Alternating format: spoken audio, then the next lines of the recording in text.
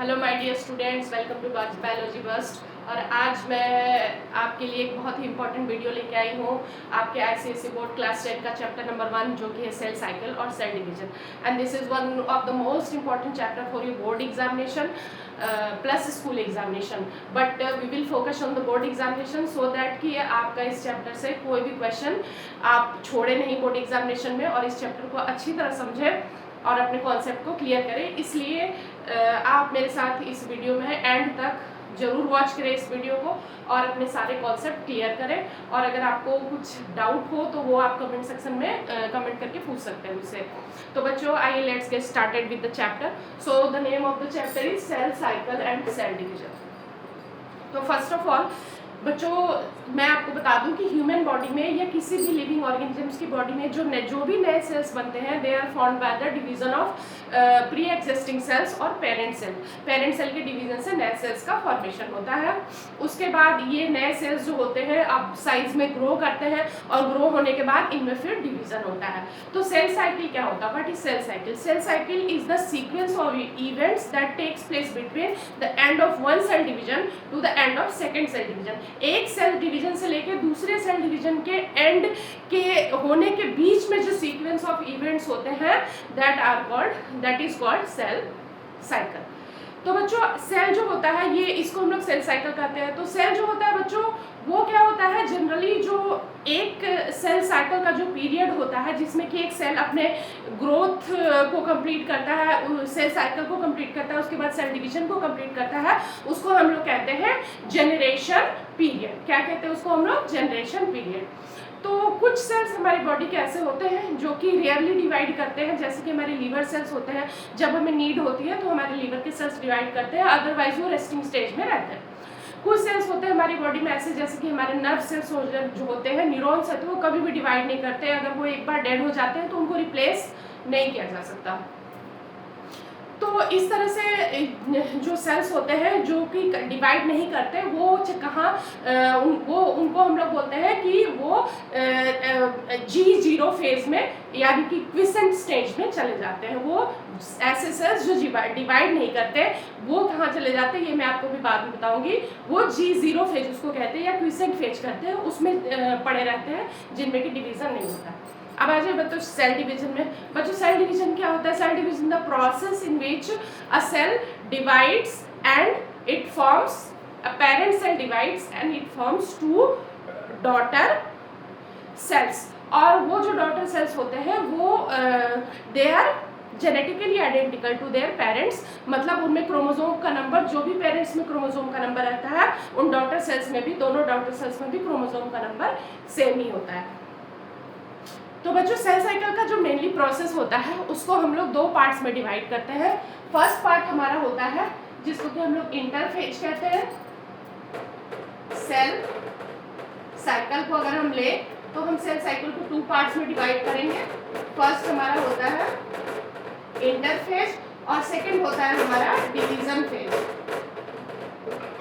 Division phase जैसे कि यहाँ पे मैंने दिखाया आपको, ये हमारा फर्स्ट फेज होता है जिसको कि इंटरफेज कहते हैं या रेस्टिंग फेज कहते हैं, या इसको हम लोग प्रिपरेटरी फेज भी कहते हैं सेल का।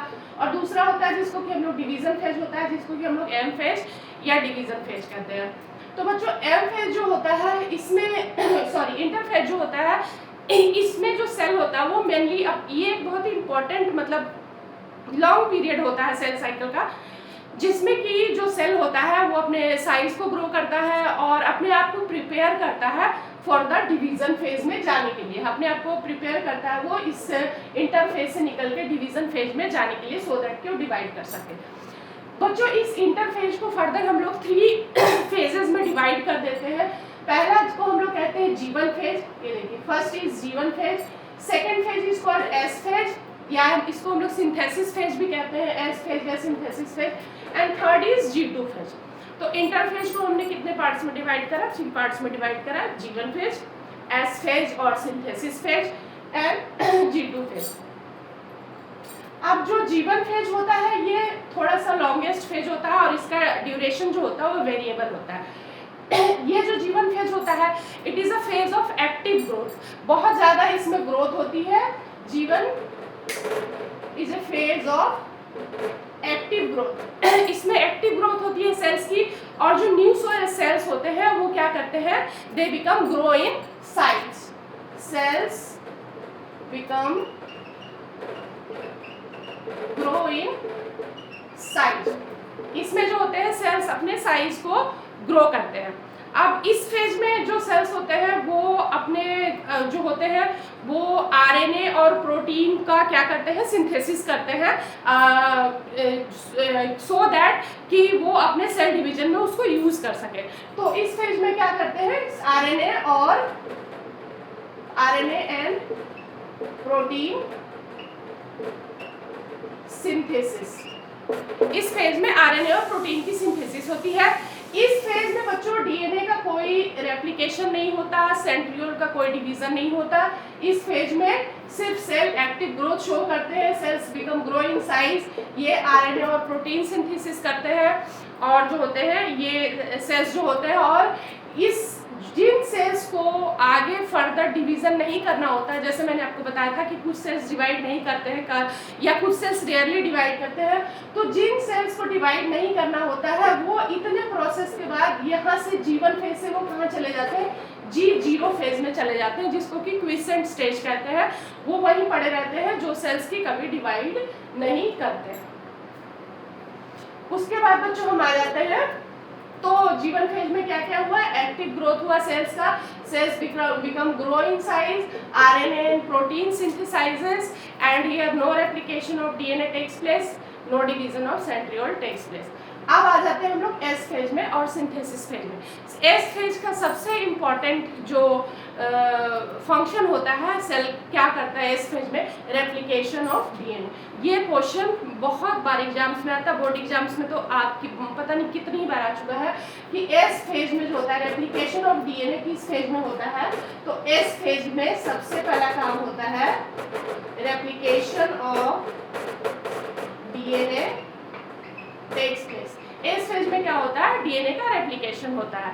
दूसरा क्या होता है इस फेज में, जो हमारे क्रोमोसोम्स होते हैं, सब जैसे ये देखिए हमारे क्रोमोसोम्स है, तो इस फेज में क्या होता है, हमारे क्रोमोसोम के ये क्या होते हैं, आर्म कहते हैं इसको, या क्रोमेटिड कहते हैं। तो इस फेज में, सिंथेसिस की फेज में हमारे क्रोमोसोम्स में ऐसे 2 सिस्टर क्रोमेटिड्स अराइज हो जाते हैं, इनको हम लोग कहते हैं सिस्टर क्रोमेटिड्स। और एस फेज में क्या होता है बच्चों, जो हमारा सेंट्रियोल होता है उसका भी डिवीजन होता है डॉटर सेंट्रियोल्स में। तो एस फेज के मेन जो 3 फंक्शन हुए वो क्या हुए, replication of DNA, formation of sister chromatids in the chromosomes that are attached to the centromere. यहाँ जहाँ से जिस पोर्शन से ये दोनों क्रोमेटिड्स, सिस्टर क्रोमेटिड्स आपस में अटैच रहते हैं, इसको हम लोग कहते हैं सेंट्रोमियर। उसके बाद थर्ड होता है division of centrosome takes place into daughter centrioles, ये होता है एस फेज में। और उसके बाद जो होता है हमारा इसके आगे जो होता है वो हमारा सेल्स, इसके बाद जो सेल चला जाता है वो हमारे सेल्स जाता है हमारे G2 फेज में। तो G2 फेज में क्या होता है, अब G2 फेज में जाने के बाद सेल्स क्या करता है, मेनली जो होता है ये एक्यूमुलेट करता है। ये क्या एक्यूमुलेट करता है, ये सारे प्रोटीन्स को, और हाँ बच्चों एस फेज में जो हमारा होता है वो हिस्टोन प्रोटीन का भी सिंथेसिस होता है, जो कि सेल के डिवीजन के लिए जरूरी होता है। तो एस फेज में एक और फंक्शन है फॉर्मेशन ऑफ हिस्टोन प्रोटीन। उसके बाद सेल जाता है G2 फेज में। G2 फेज में क्या करता है, सेल जो होता है वो जितने भी हमारे प्रोटीन्स हैं और प्रोटीन्स के अलावा जो भी और अदर मटेरियल्स हैं जो कि उसको हेल्प करने वाले हैं सेल डिवीजन में, वो सारा एक्यूमुलेट कर लेता है अपने पास और रेडी हो जाता है डिवीजन फेज में जाने के लिए। तो इसके बाद जो हमारा सेल है cell is ready to enter in the division phase, जिसको कि हम लोग कहते हैं एम फेज या डिवीजन फेज। बच्चों डिवीजन फेज जो होता है वो 2 स्टेजेस में होता है। पहला होता है karyokinesis. Karyokinesis means division of nucleus. तो पहले सेल के अंदर क्या होता है, जब सेल डिवीजन, जैसा कि मैंने बताया, cell division the process of formation of 2 daughter cells from a parent cell. तो जो सेल का फॉर्मेशन होगा, उस जो डॉटर सेल्स का फॉर्मेशन होगा, तो जो पेरेंट सेल होगा उसमें सबसे पहले क्या होगी, कैरियोकाइनेसिस। कैरियोकाइनेसिस की मीनिंग होती है डिवीजन ऑफ न्यूक्लियस। पहले न्यूक्लियस का डिवीजन होगा और उसके बाद सेकंड स्टेज होता है cytokinesis, means division of cytoplasm, division of cytoplasm. तो सेल डिवीजन जो होता है वो 2 फेजेस में होता है। आप जैसे यहाँ भी आप बना सकते हैं, पहला कैरियोकाइनेसिस, दूसरा साइटोकाइनेसिस। अब बच्चों जो कैरियोकाइनेसिस होता है उसको फर्दर हम लोग डिवाइड करते हैं 4 स्टेजेस में, prophase, metaphase, anaphase and telophase.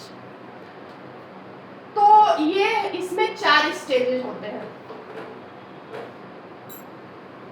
अब बच्चों जो हमारा सेल होता है, एक क्वेश्चन और अराइज होता है कि what is the need of cell division, cell को डिवीजन करना ही क्यों है, किसी भी लिविंग ऑर्गेनिजम्स में सेल डिवीजन की क्या नीड है, व्हाट इज द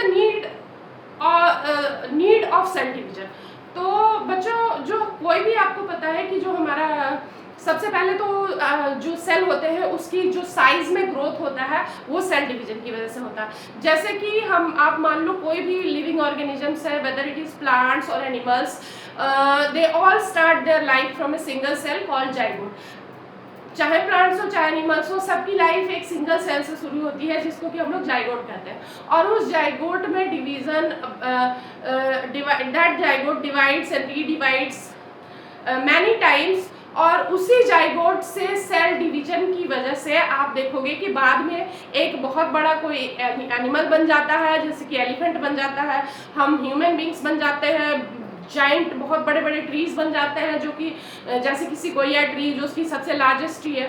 तो ये क्यों होता है, क्योंकि जो एक सेल से शुरू होने के बाद इतना साइज में ग्रोथ कैसे हो जाता है, because of the cell division. तो सेल डिवीजन सबसे पहले जरूरी है फॉर ग्रोथ या for growth in the size. दूसरा आता है रिप्लेसमेंट। हमारी बॉडी में मतलब ऑलवेज हमारी बॉडी में जो होते हैं सेल्स ओल्ड होते रहते हैं, पुराने सेल हो जाते हैं, डैमेज सेल हो जाते हैं, और हमारी बॉडी के अंदर ऐसा है कि 1 मिनट के अंदर 3 बिलियन सेल्स जो होते हैं वो मर जाते हैं। तो इतने सेल्स को रिप्लेस करने के लिए हमारी बॉडी में जरूरत होती है सेल डिवीजन की।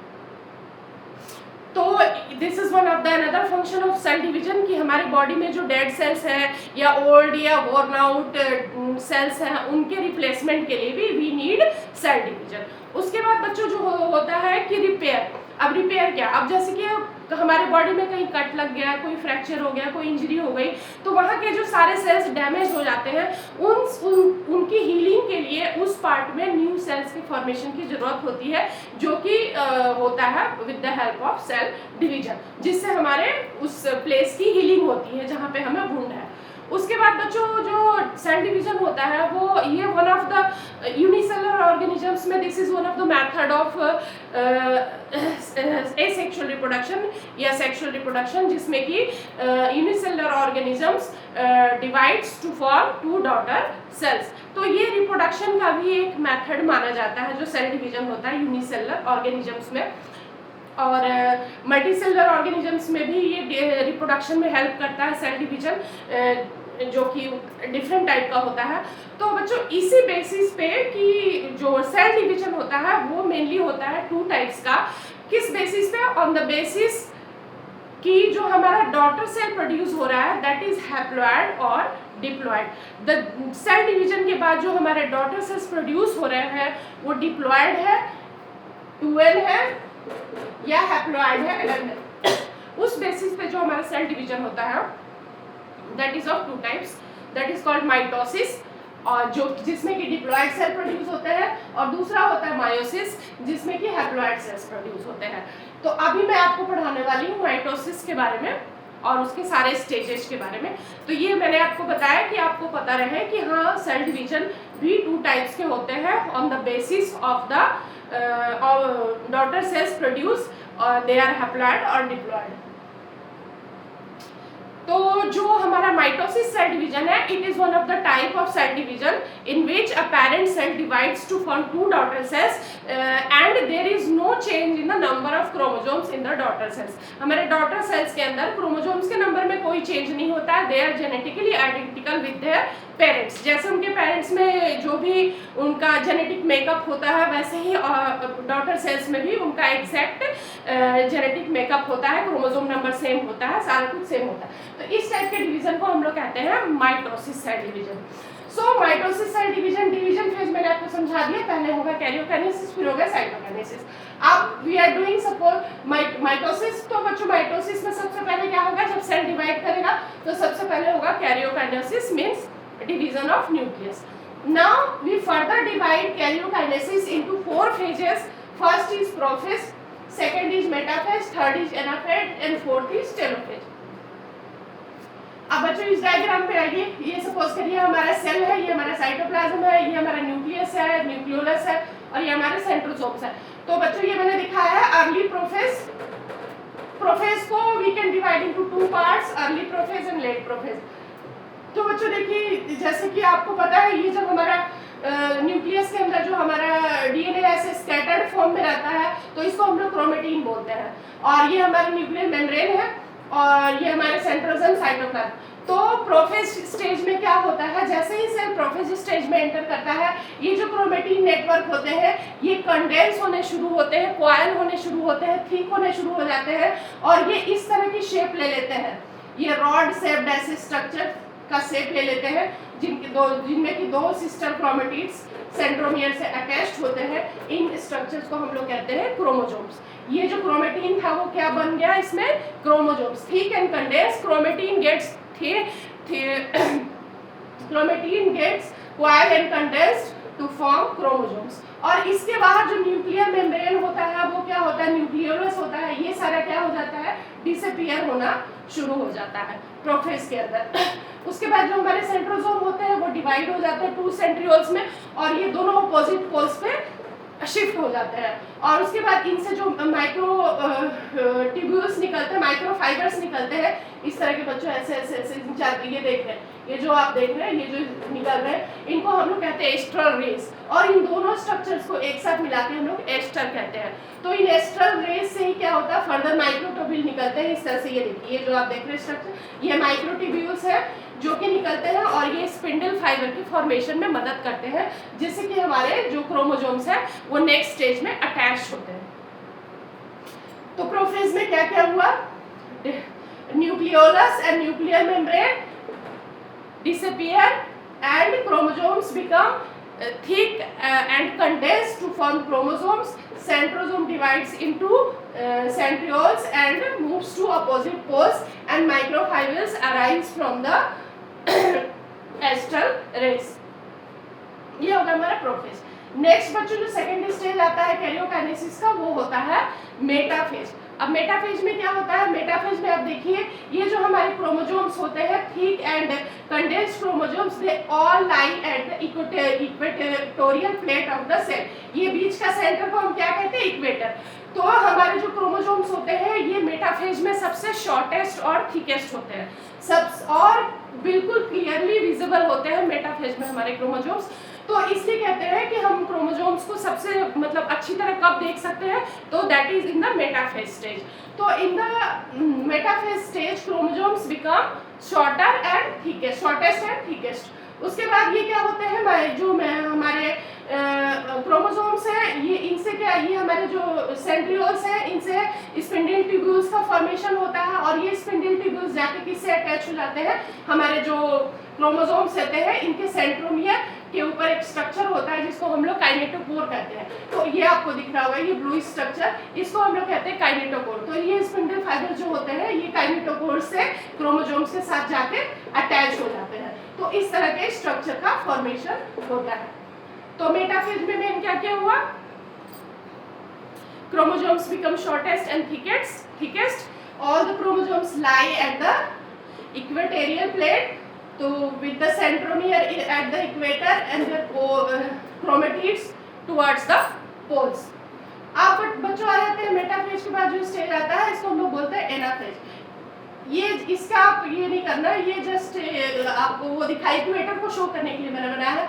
अब मेटाफेज में बच्चों क्या होता है, जो स्पिंडल फाइबर्स होते हैं वो कॉन्ट्रैक्ट होने लगते हैं, ये जो है ना ये स्पिंडल फाइबर्स ये खींचते हैं, कॉन्ट्रैक्ट होने लगते हैं, और सेंट्रोमियर जो होता है, ये बीच में सेंट्रोमियर होता है, ये डिवाइड हो जाता है। तो यहाँ से डिवाइड होता है तो इस क्रोमेटिड को इधर खींचता है और इस क्रोमेटिड को इधर खींचता है, और इस खिंचाव की वजह से जो क्रोमेटिड्स होते हैं वो क्या होते हैं, वो ऑपोजिट पोल की तरफ, ये जो दोनों सिस्टर क्रोमेटिड्स है क्रोमोसोम्स के, ये सेपरेट हो जाते हैं और सेपरेट होके they move towards the opposite poles. तो ये सेपरेट क्रोमोसोम का ग्रुप हो गया और ये सेपरेट क्रोमोसोम का ग्रुप हो गया। तो एनाफेज का जो मेन कैरेक्टर होता है वो ये होता है कि division of centromere takes place and the chromatids of the chromosome move towards the opposite poles forming separate chromosomes. अब बच्चों जो नेक्स्ट आ जाता है हमारा लास्ट फेज होता है वो टीलोफेज होता है। टीलोफेज में फिर क्या होता है, अब ये दो ग्रुप बन गया हमारा। अब ये जो सेल्स होते हैं ये 2 ग्रुप्स बना लेते हैं अपने न्यूक्लियस का। अब देखो इसमें सारे इस पार्ट में वापस न्यूक्लियर मेम्ब्रेन अपीयर हो जाएगा, न्यूक्लियोलस आ जाएगा, क्रोमोसोम्स जो होंगे अनकॉइल होने लगेंगे, खुलने लगेंगे और खुल के फिर क्रोमेटिन का इस तरह का स्ट्रक्चर का फॉर्मेशन कर देंगे। सेंट्रोसोम वापस आ जाएंगे इस तरह से अपने प्लेस पे, और दूसरे में भी फिर 2 पार्ट में न्यूक्लियस डिवाइड हो गया, तो इसमें भी फिर अपना न्यूक्लियोलस अपीयर हो जाएगा, न्यूक्लियर मेम्ब्रेन अपीयर हो जाएगा, क्रोमोसोम जो अनकॉइल होकर क्रोमेटिन बना देंगे और ये 2 ग्रुप्स बन जाएगा। बट बच्चों अभी भी हमारे सेल ने डिवाइड नहीं किया है, यहाँ पे सिर्फ न्यूक्लियस का डिवीजन हुआ है और सेल के अंदर 2 ग्रुप्स ऑफ क्रोमोसोम्स का तैयार हो गया। बट 2 डॉटर सेल्स बनने के लिए अभी भी जब तक हमारा ये साइटोप्लाज्म का डिवीजन नहीं होगा तो 2 सेल्स का फॉर्मेशन नहीं होगा। तब हम लोग इस स्टेज में आते हैं साइटोकाइनेसिस, जिसको कि हम लोग डिवीजन ऑफ साइटोप्लाज्म को बोलते हैं साइटोकाइनेसिस। तो बच्चों ये जो होता है एनिमल सेल में जो होता है ये विद द हेल्प ऑफ एक रिस्ट्रिक्शन होता है, ये ऐसे फरो का फॉर्मेशन होता है एनिमल सेल्स में, और ये फरो क्या होता है बच्चों बीच से बढ़ता हुआ चला जाता है, और बढ़ने के बाद ये क्या हो जाता है, ये सेल जो हमारा जहाँ था वो अलग हो जाता है और ये सेल्स जो अलग हो जाता है। तो एनिमल सेल्स में क्या होता है, साइटोकाइनेसिस साइटोप्लाज्म का डिवीजन होता है with the help of constriction और फरो फॉर्मेशन। यहाँ से फरो बनना शुरू होगा धीरे धीरे और ये बढ़ता जाएगा और ये बाद में 2 डॉटर सेल्स को सेपरेट कर देगा। ये एनिमल सेल की बता रही हूँ मैं आपको, फरो फॉर्मेशन। दूसरा हमारे प्लांट सेल में इस तरह से साइटोप्लाज्म में, अगर प्लांट सेल में माइटोसिस हो रही है तो प्लांट सेल में फरो फॉर्मेशन से नहीं होती है, प्लांट सेल में होती है बच्चों सेल प्लेट फॉर्मेशन से। सपोज करो ये 2 सेल्स है तो यहाँ बीच में ऐसे सेल प्लेट का फॉर्मेशन होता है, तो ये सेंटर से शुरू होता है, इसको बोलते हैं सेल प्लेट फॉर्मेशन। तो ये बीच से शुरू होकर आगे की तरफ बढ़ता है और इस तरह इधर आके ये दोनों सेल्स को सेपरेट कर देता है, 2 डॉटर सेल्स का फॉर्मेशन हो जाता है। तो इस तरह से हमारे डिवीजन से with the help of mitosis from 1 cell 2 daughter cells are form. तो ये मैंने आपको साइटोकाइनेसिस दोनों समझा दी, एनिमल्स में भी by furrow formation and plants में by the help of cell plate formation, जो कि सेंटर से पेरिफेरी की तरफ होती है। पहले बीच में सेल प्लेट बनेगा, फिर इधर की तरफ जाएगा और 2 सेल्स सेपरेट हो जाएंगे। तो बच्चों ये था हमारा पूरा सेल साइकिल और माइटोसिस सेल डिवीजन। मियोसिस जो डिवीजन है वो कब होता है, कहाँ होता है, क्यों होता है और उसकी क्या रिक्वायरमेंट है लिविंग ऑर्गेनिजम्स में, वो I will teach you in the next video. तो होपफुली आपको ये वीडियो समझ में आया होगा। अगर आपको कॉन्सेप्ट समझ में आया है तो वीडियो को लाइक करें, चैनल को सब्सक्राइब करें और मेरी नेक्स्ट वीडियो भी ज़रूर वॉच करें। Thank you.